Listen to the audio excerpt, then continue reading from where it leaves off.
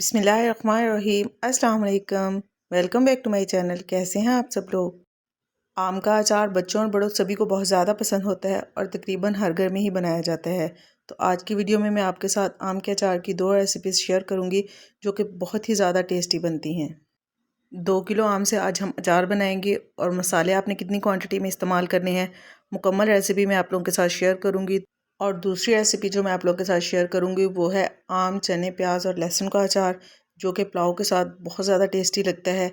तो बिना स्किप किए वीडियो को पूरा वॉच कीजिएगा। चैनल पे नए हैं तो काइंडली चैनल को सब्सक्राइब कर लें। चलिए रेसिपी स्टार्ट करते हैं। आम को मैंने इस तरीके से छोटे छोटे पीसेस में काट लिया है। अच्छा, आम को जैसे ही हम काटते हैं तो फ़ौरन से इसके पीसेस काले होने शुरू हो जाते हैं। तो आपने साथ में एक खुले बर्तन में पानी रखना है और आम को काटने के बाद उसमें डालते जाना है। सारे आम काटने के बाद आप आम के पीसेस को पानी में से निकाल कर किसी कपड़े या शीट के ऊपर फैलाकर अच्छे से ड्राई कर लें। तो नेक्स्ट स्टेप में हम अचार का मसाला रेडी कर लेते हैं। एक खुला बर्तन हम यहाँ पर ले लेंगे। सबसे पहले हम इसमें ऐड करेंगे नमक। 250 ग्राम मैंने यहाँ पर नमक लिया है। अचार में नमक अच्छी खासी क्वांटिटी में जाता है तो आपने इसको कम नहीं करना है वरना आपका अचार ख़राब हो जाएगा। 4 खाने के चम्मच हम इसमें कुटी हुई सूरख मिर्च डालेंगे। आप इसकी जगह पर सूरख मिर्च का पाउडर भी डाल सकती हैं। 2 खाने के चम्मच हम इसमें हल्दी शामिल करेंगे और 2 खाने के चम्मच ही हम इसमें कलौंजी शामिल करेंगे। 2 खाने के चम्मच हम यहाँ पर मेथी डालेंगे। मेथी दाना आपने इस्तेमाल नहीं करना है। मेथे और मेथी दाना दोनों में फ़र्क होता है। 2 खाने के चम्मच इसमें काली सरसों के बीज डालेंगे और 2 खाने के चम्मच ही पीली सरसों या राई डालेंगे। 5 खाने के चम्मच इसमें सौंफ शामिल करेंगे। सौंफ को अगर थोड़ा सा ड्राई रोस्ट करके डालें तो इसकी खुशबू ज़्यादा अच्छी आती है। 2 खाने के चम्मच इसमें शक्कर शामिल करेंगे। आप इसकी जगह पर चीनी भी इस्तेमाल कर सकती हैं। और साथ ही हम इसमें आधा कप सफ़ेद सिरका डालेंगे। ये प्रिजर्वेटिव का काम करता है, इससे अचार की शेल्फ़ लाइफ बढ़ जाती है। और 500 ग्राम मैंने यहाँ पर सरसों का तेल लिया है। इसको पकाकर पहले ठंडा करेंगे और फिर इस्तेमाल करेंगे। और अब सारे मसालों को हाथ के साथ अच्छे तरीके से मिक्स कर लेंगे। अगर आपके हाथ में बहुत ज़्यादा मिर्चें लगती हैं तो आप कोई ग्लव्स वगैरह भी पहन सकते हैं। अक्सर लोगों को ये शिकायत होती है कि जब वो अचार बनाते हैं तो उनका अचार कुछ टाइम के बाद काला होना शुरू हो जाता है या फिर गल जाता है, यानी कि बहुत ज़्यादा सॉफ्ट हो जाता है। लेकिन इस रेसिपी को फॉलो करके अगर आप अचार बनाएंगे तो पूरा साल ना तो आपका अचार काला होगा और ना ही गलेगा, यानी कि बहुत ज़्यादा सॉफ्ट होगा। तो आम के पीसेस को आपने इस तरीके से मसाले में डालकर हाथ के साथ अच्छे से मिक्स करना है ताकि मसाला सारे पीसेस के ऊपर अच्छी तरह से लग जाए।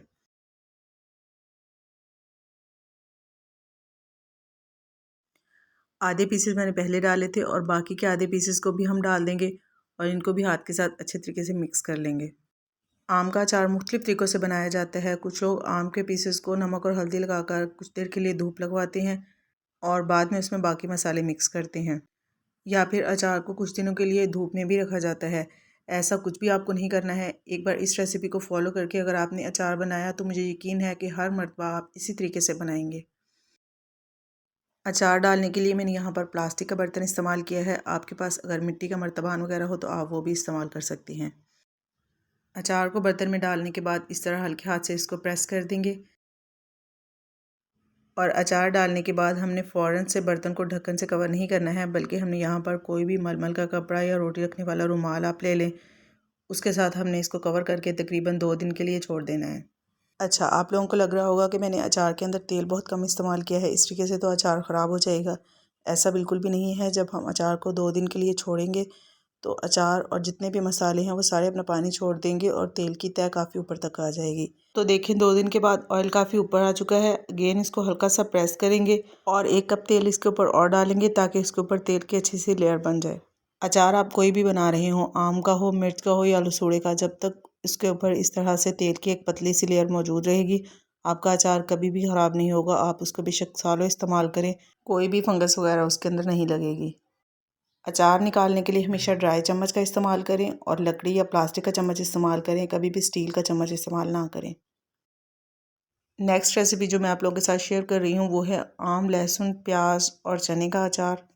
इस अचार को बनाने के लिए हम आम को छील कर छोटे छोटे पीसेस में काट लेंगे।